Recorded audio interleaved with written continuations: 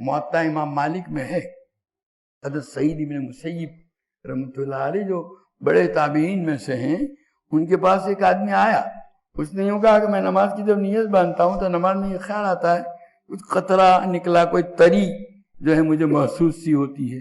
तो हज़रत सईद इब्न मुसय्यिब रहमतुल्लाह ने कहा कि मैं तो वो मेरी रान के ऊपर बह के नीचे उतरेगा ना तो भी नमाज तोड़ूंगा नहीं।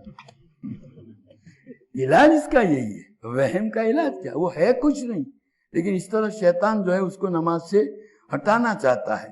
बुखारी शरीफ में है कि एक आदमी जो है वो आया, उसको एक आदमी के मुतालिक हुजूर से कहा गया, अर्ज किया गया कि वो नमाज की नियत बांधता है तो उसको ख्याल आता है कि हवा खारिज हुई, और उसकी वजह से वो फिर नमाज तोड़ करके वुजू करने के लिए जाता है, और ये वहम उसको हो गया बार बार। जिसको ऐसा ये होता है तो इस तरह बार मरतबा पेट में जो है वो गैस की वजह से हवा वहाँ मखरज तक आकर वापस चली जाती है, लेकिन आदमी को यूँ ख्याल शुबा हो जाता है कि शायद निकली हो और वुजू टूट गया हो। तो उसको ऐसा ही था।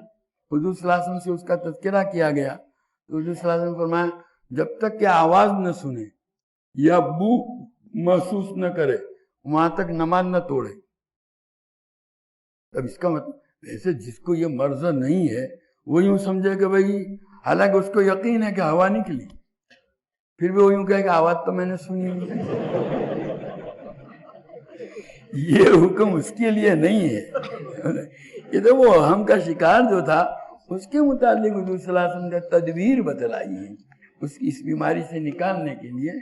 वरना असल तो ये कि जब किसी को यकीन हो जाए वजू के टूटने का, तो चाहे बू महसूस हुई हो या ना हुई हो, आवाज सुनी हो या न सुनी हो, वजू करना है। लेकिन क्योंकि इस आदमी को ये वहम था, इसलिए हुजूर ने उसके ये तदबीर बतलाई कि जब तक आवाज न सुने या जब तक के बू का एहसास न हो, बदबू का, वहां तक नमाज मत तोड़िए। तो बहरहाल इसका इलाज यही होता है।